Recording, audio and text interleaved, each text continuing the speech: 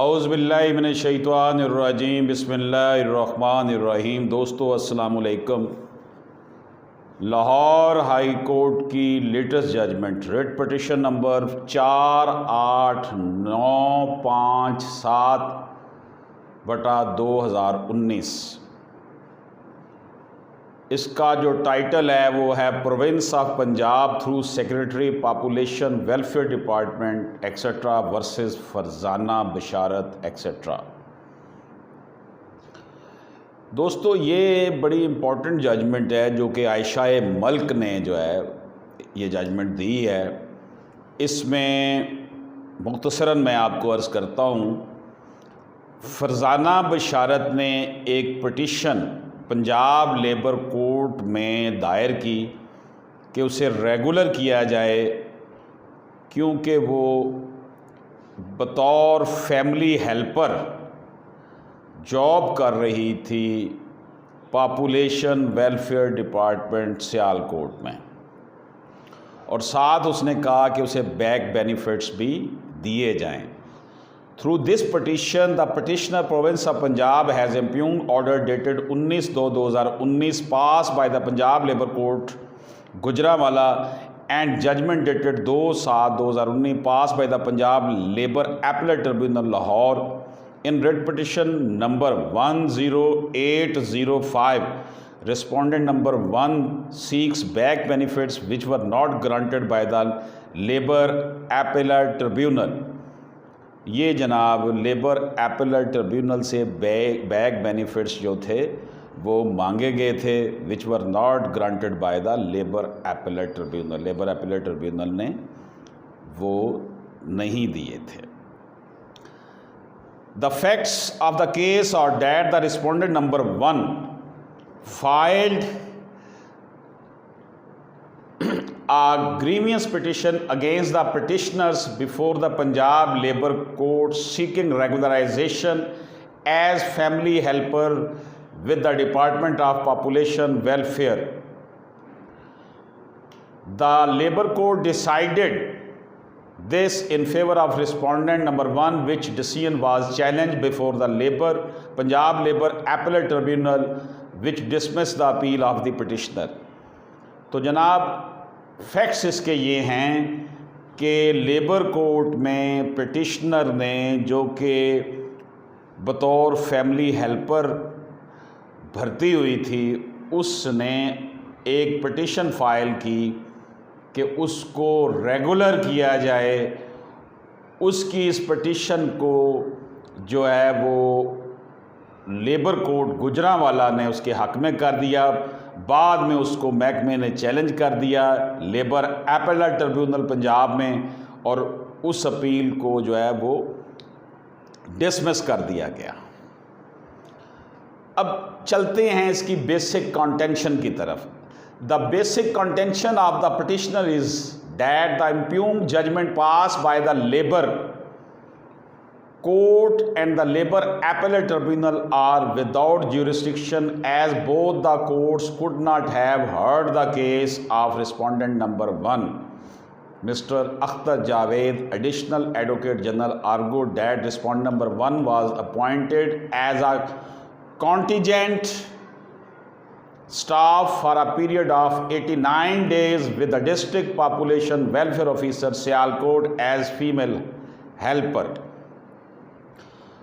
Labour court में जो ये केस गया, इसके मुताबिक ये कहा गया जनाब कि कंटेंशन ये थी कि कॉन्टिजेंट पे पैकेज 6,000 रुपये में ख़ातून को एज ए फीमेल हेल्पर जो है वो डिस्ट्रिक्ट पॉपुलेशन वेलफेयर ऑफिस में 89 डेज़ के लिए भर्ती किया गया।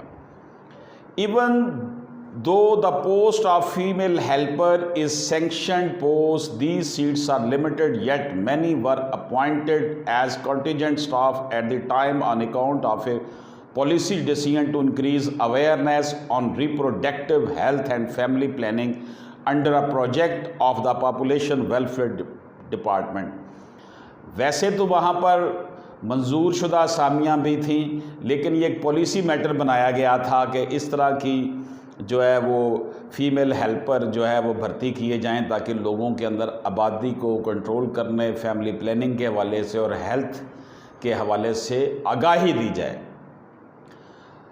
अब गवर्नमेंट के जो काउंसिल हैं वो कह रहे हैं, he argued that the contingent staff have no right to seek regularisation nor can they approach the labour code for regularisation.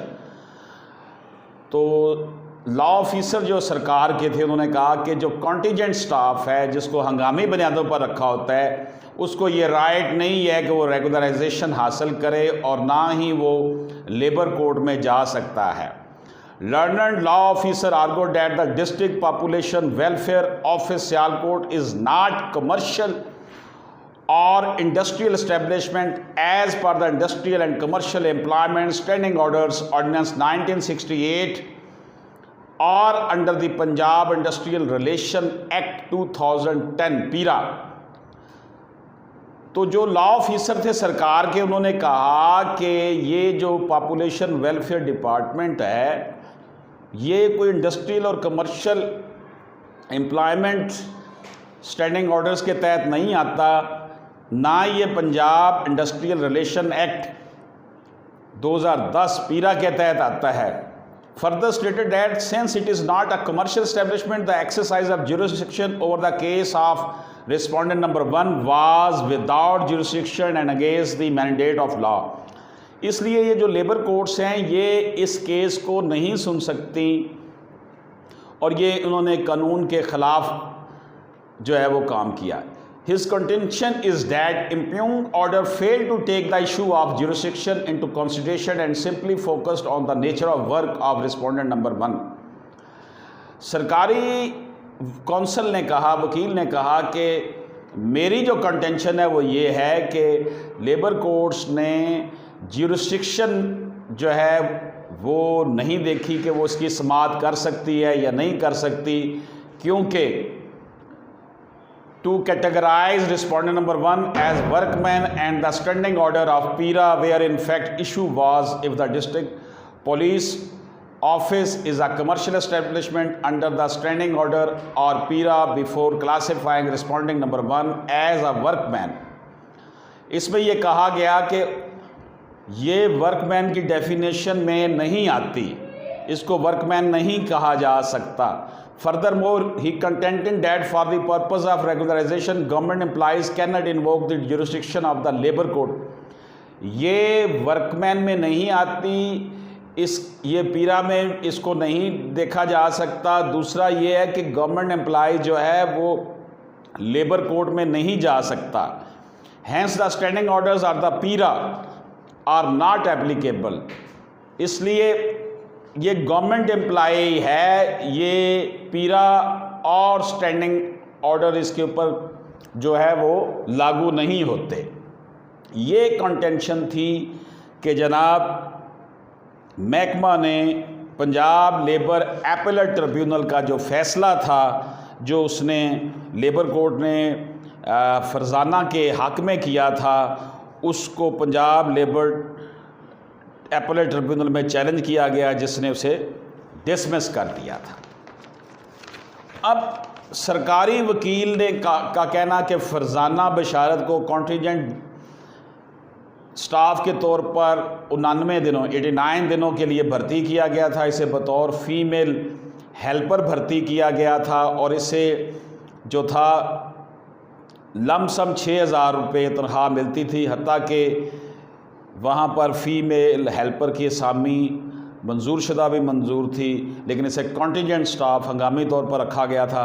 सरकार के वकील का ये कहना कि कॉन्टीजेंट स्टाफ को कोई राइट नहीं है कि वो उसे रेगुलर किया जाए और ना ही वो लेबर कोड जा सकता है। सरकारी वकील का ये कहना था कि पॉपुलेशन वेलफेयर महकमा इंडस्ट्रियल एस्टेब्लिशमेंट ना है और ना ही ये 1968 स्टैंडिंग ऑर्डर्स और पीरा 2012 के अंडर आता है। सरकारी वकील का कहना था कि जो फैसला किया गया था वो दायरा समाअत यानी जुरिस्डिक्शन को समझने में नाकाम रहा। असल में खतून को वर्कमैन समझ लिया गया, हालांकि ये देखना चाहिए था कि वेलफेयर जो हेल्प करने वाला जो ये वर्कर है उसे वर्कर के नाम से, हेल्पर के नाम से वर्कर समझ लिया गया, हालांकि इसका ताल्लुक स्टैंडिंग ऑर्डर्स और पीरा में नहीं है।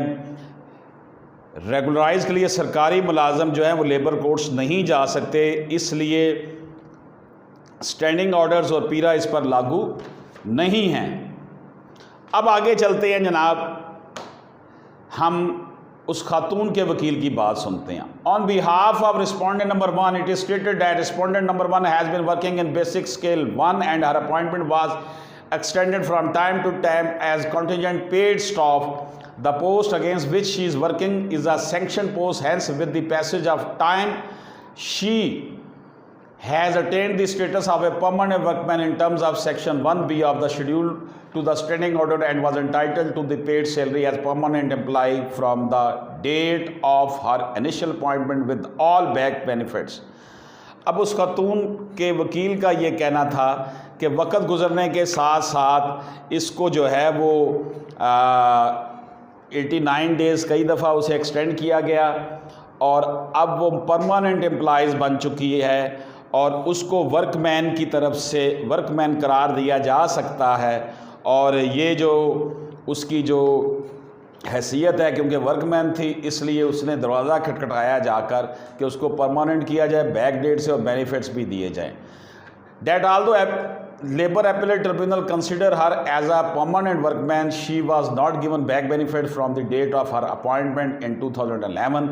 However, writ petition number 10805/2002 has been filed seeking back benefits. Low ji, back benefits के लिए जो है वो एक रिट पिटिशन फाइल की गई। अब उस रिट पिटिशन में जो है वो सुनने के बाद क्या कहा गया है उसकी बाबत हम बात करते हैं। द बेसिक मामला जो है, द बेसिक प्रॉब्लम जो है वो ज्यूरिसडिक्शन की है। ज्यूरिसडिक्शन के मुताबिक कि क्या वो काबिल समाअत है या नहीं है ये केस, इसके मतलब बात की जाती है। The basic issue before the court, ये अदालत जो है वो बता रही है high court, is whether the labour court and the labour appellate tribunal could have exercise jurisdiction over the case of respondent number 1 who ultimately was working for a government department being the population welfare department. उसने कहा जनाब, फैसले में high court ने कहा, बहस की है कि ये एडमिट किया गया है वो गवर्नमेंट डिपार्टमेंट में थी तो वो एज ए गवर्नमेंट एम्प्लॉई काम कर रही थी। The facts related to a respondent number 1 appointment on contingent basis and her periodical extensions are not denied. उसकी जो बार बार जो है उसकी मुद्दत मुलाजमत में जो एक्सटेंशन की गई उसको डिनाई नहीं किया गया रिकॉर्ड के मुताबिक। Respondent number 1 filed a grievance petition before the labour court seeking regularisation at the post of family helper. अब इस हवाले से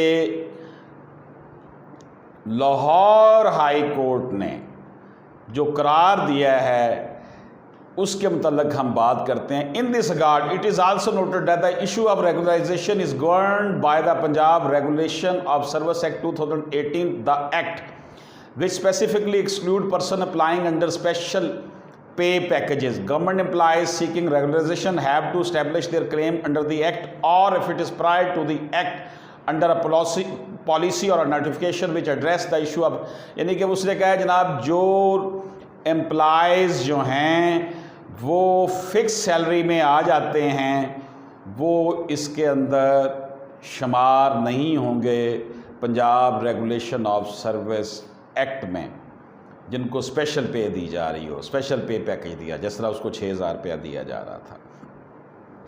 इसके साथ साथ सीकिंग हैविट to establish their claim under the act, और if it is prior to the act under a policy or notification which address the issue of regularization, government employees cannot claim to have become regular or permanent under the standing order of PIRA with the passage of time.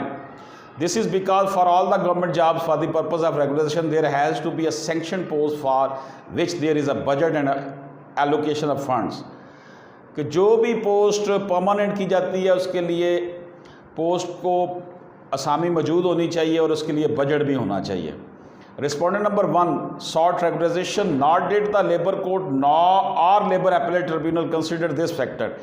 As per the record, the Population Welfare Department of Government of Punjab initiated a program for maintaining Population Welfare Department.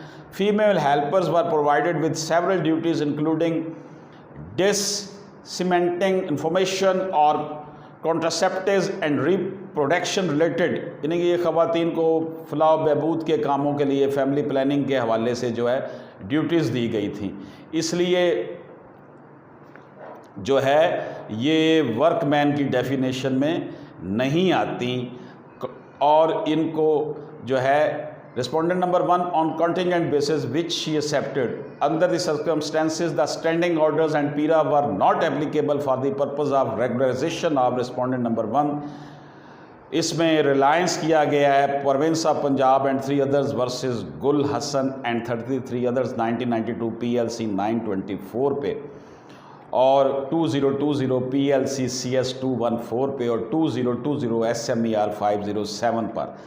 Under the circumstances, the instant writ petition is allowed and consequently order dated 19/2/2019 passed by the Labour Court and judgment dated 2/7/2019 passed by the Labour Appellate Tribunal are set aside being passed without jurisdiction. दोस्तों ये बिल्कुल latest फैसला कल आया है और आज मैंने आपको ये लाहौर हाई कोर्ट की वेबसाइट से निकाल कर बता दिया है। इस फैसले के मंदरजात जो है उसको हम अब समअप करते हैं कि एक तो बात ये है कि ये जिस डिपार्टमेंट की बात की गई है ये वर्कर हेल्पर है, ये स्पेशल पे पे जॉब कर रही है। स्पेशल पे वाला जो है उसे रेगुलर नहीं किया जा सकता, बेशक सैंक्शनड पोस्ट भी क्यों ना हो। इससे एक तो बात ये निकली। दूसरी बात ये निकली कि ये इसके ऊपर पीरा या स्टैंडिंग इंडस्ट्रियल रिलेशन ऑर्डिनेंस नहीं लगता। ये गवर्नमेंट का महकमा था और गवर्नमेंट का महकमा सिविल सर्वेंट की डेफिनेशन में आता है, वो इधर नहीं आता। तो एक तो ये परमानेंट नहीं हो सकती थी, दूसरा है क्योंकि ये स्पेशल पे थी, कॉन्टीजेंट पोस्ट पे थी, दूसरा इसने गलत फोरम इस्तेमाल किया, लेबर कोर्ट में गई और फिर एपलेट ट्रिब्यूनल में गई, इसलिए इसकी जो जीत थी वो ख़त्म हो गई और इसकी हार इसको दे दी गई। यानी कि इसकी ये जो फैसला था pass by the labour appellate tribunal are set aside being pass without jurisdictions. Under the circumstances the instant writ petition is allowed. ये रिट पिटिशन जो फाइल की गई थी ये महकमे ने की थी फरजाना बिशारत के ख़िलाफ़। तो दोस्तों इसमें सबसे पहले वो लेबर कोर्ट में गई, उसने लेबर कोर्ट ने 2/7/2019 को जो है 19/2/2019 को लेबर कोर्ट ने फ़ैसला किया और गुजरांवाला की, और फिर ये एपलेट ट्रिब्यूनल पे गई लेबर में, जिसका 2/7/2019 में फ़ैसला किया गया। इसने बैक बेनिफिट्स मांगे थे granted by labour appellate tribunal which were not granted by labour appellate, यानी कि लेबर एपलेट ट्रिब्यूनल ने से ग्रांट बैक बेनिफिट्स नहीं दिए गए थे। बहरहाल जो कुछ मैं समझ सका हूँ आपकी खिदमत में अर्ज़ कर दिया है कि बैक बेनिफिट्स लेने ये ख़तून गई थी, उसने कहा जी ये ज्यूरिसडिक्शन ही नहीं थी ना लेबर कोर्ट की ना एपलेट ट्रिब्यूनल की। दूसरा जनाब ये सैंक्शन पोस्ट पे काम तो कर रही थी लेकिन ये स्पेशल पे थी, स्पेशल पे वाले को रेगुलराइज नहीं किया जा सकता। तीसरा ये कि जनाब ये गलत फोरम पर गई थी, ये लेबर कोर्ट एपलेट कोर्ट में जा ही नहीं सकती। पांचवा पॉइंट ये है कि ये रेगुलराइजेशन के लिए जा ही नहीं सकती। छठा पॉइंट ये है कि ये वर्कमैन की डेफिनेशन में फॉल नहीं करती, ये गवर्नमेंट के डिपार्टमेंट में जॉब कर सकती थी। दोस्तों ये एक बहस थी, एक डिस्कशन थी जो मैंने आपके सामने पेश की। अल्लाह ताला हम सब का हम नासिर हो। अल्लाह हाफ़िज़।